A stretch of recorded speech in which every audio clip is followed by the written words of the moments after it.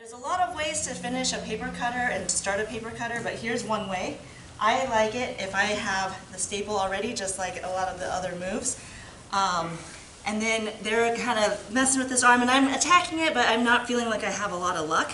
So I start coming to north-south, and I'm pushing my ribs on his face, and it kind of starts to turn him that way. And a lot of times they'll actually use this arm to try to fight me off, and that's a perfect opportunity for me to swing this arm under and grab the back there. Now I want to bring my hips to my elbow so that he can't pull his arm to the mat, and then I can take my shoulder and drive in. And if I get my hips high, I'm heavier. Now if he's blocking with his hand, I can take my hand, place it on his hand, and roll it this way, and then block his hand with my face, get my hand in. If I want the gi to be really tight, I can fire it and get it a little bit tighter, and then I can start to drop down. Usually I'll get it before the tap, but say I wasn't quite tight enough, I could get all the way down and start flaring my elbow up if needed. One more time. I've started in my nice staple. This arm's not really giving me a lot of luck, so I'm kind of just mushing it, placing my ribs on his face to create a little bit of discomfort. I'm anchored here so that he can't just toss me, and then as I let my knee staple go, this arm hooks under, grabs the collar, drives my hips back over to my elbow, and then if he doesn't defend, then my hand is already there, then that's great. I can just pull, and if I pull it up a little bit before I start coming down, it makes it a little bit of a cleaner choke.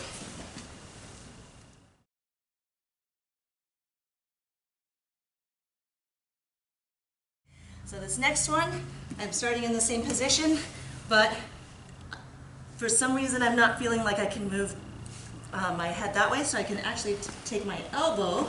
Yeah, so he's blocking my head, so I can't turn to make my contour choke.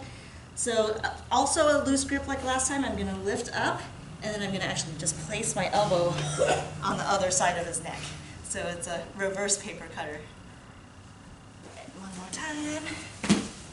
That's arm trapped.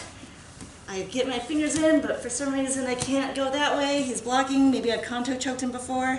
And then I'm gonna pull this up, bring my elbow to the other side of the head, and just kind of, this one's kind of crushy on the trachea. It's not gonna be quite as clean of a blood choke, but it's also a blood choke if they power through the trachea crush.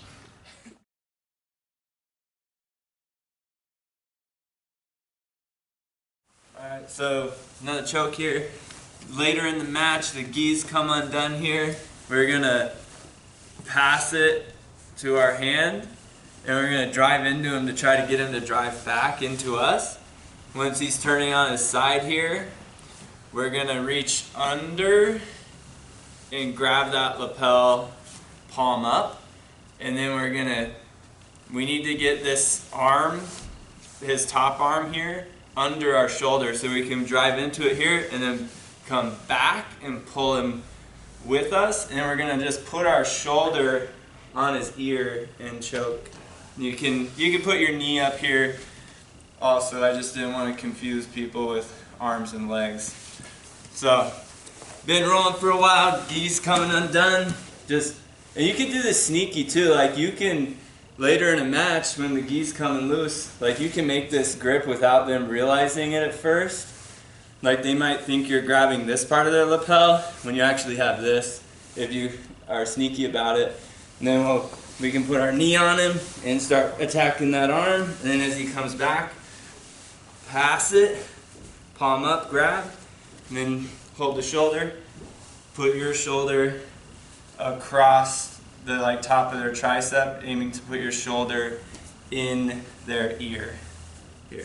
And you can, if he doesn't give you that arm, you can just grab for like a cross collar choke, but with his lapel.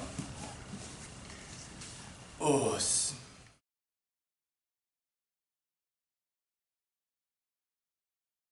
Alright, so the next one is the contour choke. So I have control of this arm, I have the staple, and I'm just going to take 4 fingers in. The choke, you don't need a super deep grip, because if it's really deep, you're ending up kind of crushing the neck rather than getting a choke. So I like to put my knuckles right around the collarbone between my first 2 knuckles.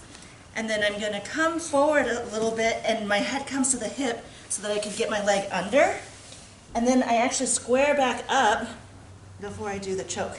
And I'm just sitting down. I'm not trying to stretch my leg out that way to bend his head this way.